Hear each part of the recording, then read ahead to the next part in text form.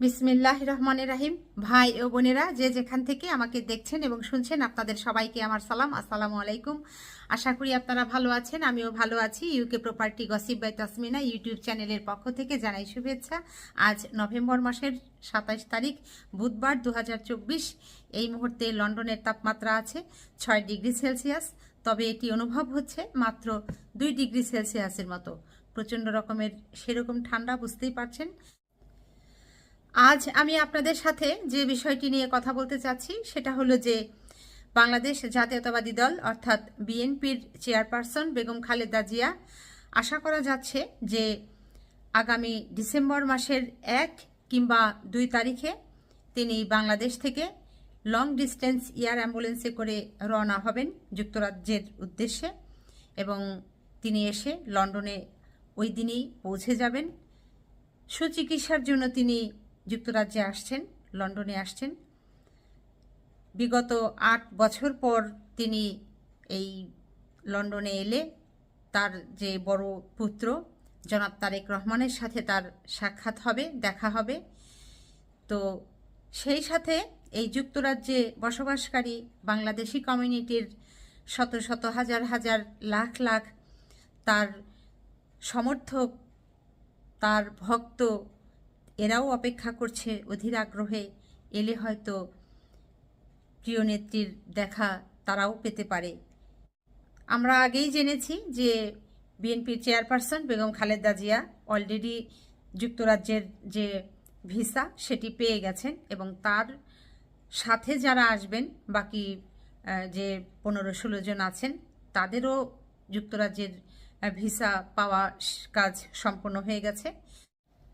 আজ বাংলাদেশ সময় বেলা 2:20 বাংলাদেশে অবস্থিত মার্কিন দূতাবাসে বিএনপির চেয়ারপারসন বেগম খালেদা জিয়া গিয়ে পৌঁছান, এবং সেখানে গিয়ে তিনি তার হাতের যে ফিঙ্গারপ্রিন্ট আছে সেটি তিনি দেন। দেওয়া শেষ করে বেলা 3টায়, বাংলাদেশ সময় বেলা 3টায় তিনি তার বাসাতে পুনরায় ফিরে যান। বিএনপির চেয়ারপারসন বেগম খালেদা জিয়া তার ফিঙ্গারপ্রিন্ট দেওয়ার জন্য যখন তার বাসা থেকে মার্কিন দূতাবাস পর্যন্ত আসবেন, ওই সময়ে রাস্তার নিরাপত্তা চেয়ে খালেদা জিয়ার যিনি একান্ত সচিব আছেন জনাব আব্দুস সাত্তার সাহেব, তিনি ঢাকার ডিএমপি অর্থাৎ ঢাকা মেট্রোপলিটন পুলিশ বরাবরে একটি আবেদন করেন। যা হোক, সবশেষে সহি সালামতে এসে তিনি পৌঁছান এবং কাজ শেষ করে সম্পন্ন করে পুনরায় তিনি বাংলাদেশ সময় বিকেল 3টায় তার বাসাতে ফিরে যান। বিএনপির চেয়ারপারসন বেগম খালেদা জিয়ার যে যুক্তরাজ্যে আসবার প্ল্যান সেটি হচ্ছে এরকম যে বাংলাদেশ থেকে খালেদা জিয়া প্রথমে লং ডিস্টেন্স এয়ার অ্যাম্বুলেন্সে করে যুক্তরাজ্যের উদ্দেশ্যে রওনা হবেন। এসে তিনি লন্ডনে পৌঁছাবেন। এরপর তার পরিবারের সাথে এখানে দেখা সাক্ষাৎ হবে, চিকিৎসাও শুরু হয়ে যাবে। তারপর তিনি যুক্তরাষ্ট্রের উদ্দেশ্যে রওনা হবেন। সেখানে তিনি সুচিকিৎসার জন্য যাবেন। যুক্তরাষ্ট্রের চিকিৎসা শেষ হবার পর পুনরায় তিনি সৌদি আরবের উদ্দেশ্যে রওনা হবেন। সেখানে তিনি পবিত্র ওমরাহ পালন করবেন, এবং ওমরাহ পালন শেষে সৌদি আরব থেকে তিনি পুনরায় বাংলাদেশে রওনা হবেন। এই হচ্ছে টোটাল একটা প্ল্যান।